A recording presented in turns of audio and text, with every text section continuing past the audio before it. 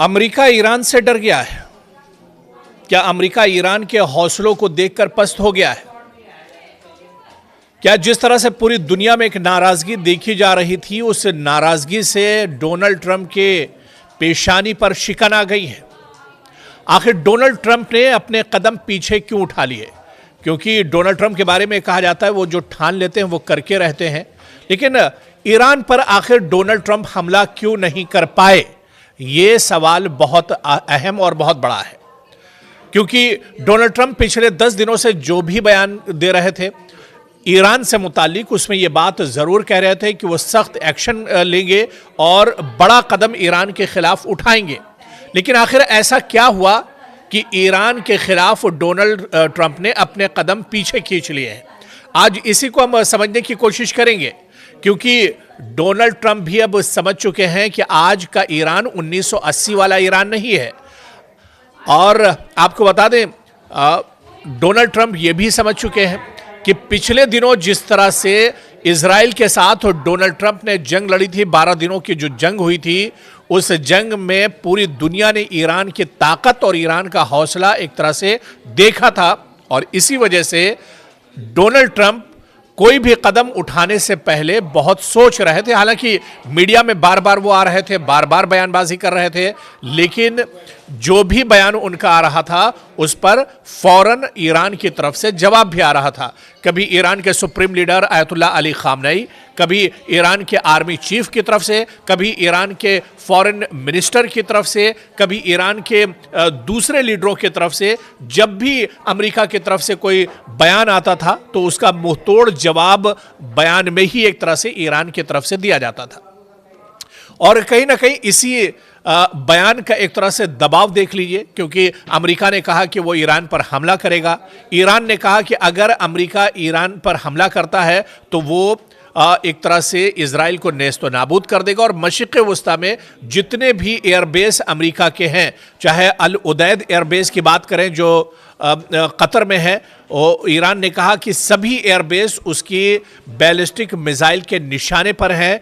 थोड़ी सी भी गलती अगर अमेरिका की तरफ से होती है तो मशरिक़ वस्ता में ईरान अमेरिकियों को जीने नहीं देगा और अमेरिका के जो एयरबेस हैं उन पर सीधा टारगेट ईरान करेगा। इसके अलावा भी आप देखिए कि एक डर कहीं ना कहीं ईरान के अंदर जरूर था।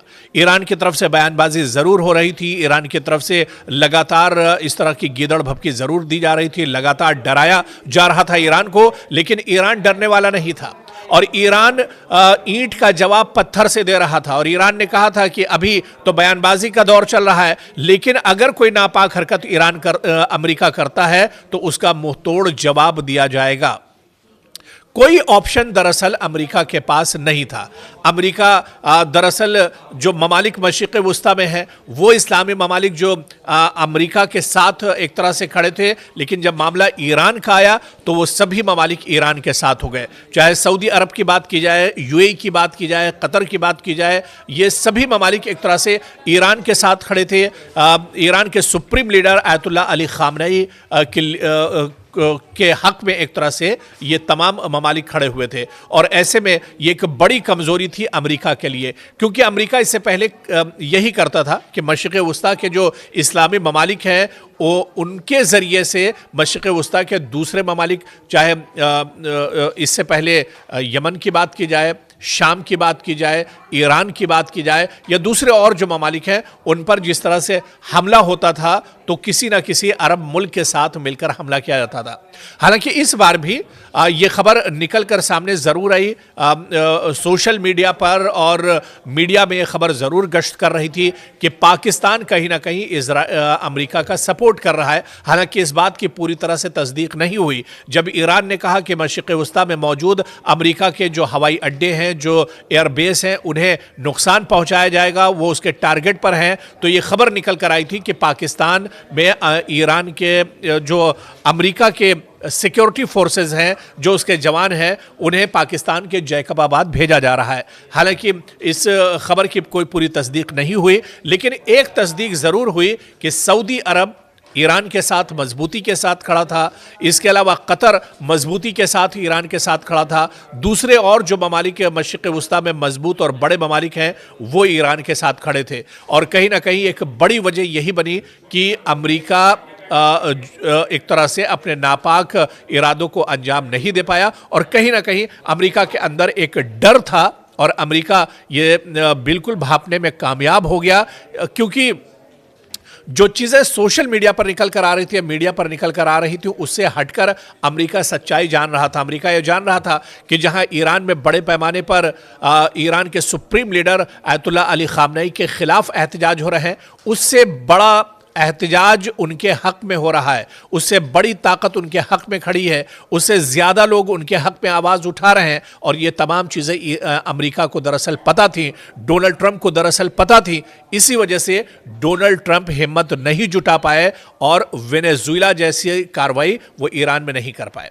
एक्सपर्ट्स और माहिरीन भी यही कहते थे कि ईरान वेनेजुएला नहीं है, अमेरिका के लिए इतना आसान नहीं होगा ईरान को भेद पाना या ईरान पर हमला कर पाना, क्योंकि अब ईरान में बहुत सी चीज़ें पहले के मुकाबले में बदल चुकी हैं। ईरान पर भले ही हमेशा से पाबंदियां रही हो, लेकिन ईरान इसके बावजूद भी बहुत मजबूती के साथ खड़ा है।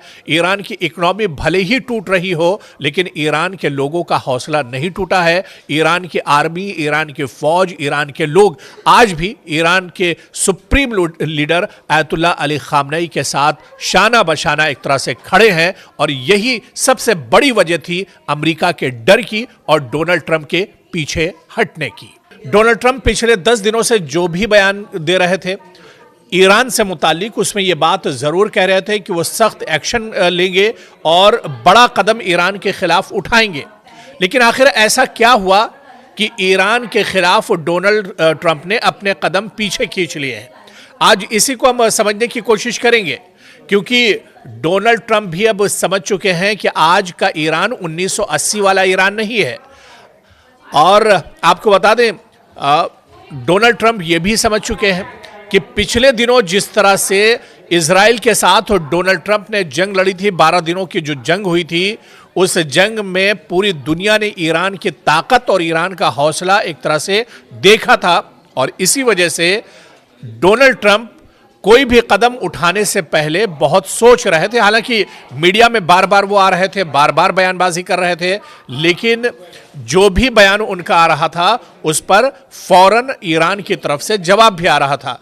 कभी ईरान के supreme leader Ayatollah Ali Khamenei, कभी ईरान के आर्मी चीफ की तरफ से, कभी ईरान के फॉरेन मिनिस्टर की तरफ से, कभी ईरान के दूसरे लीडरों की तरफ से।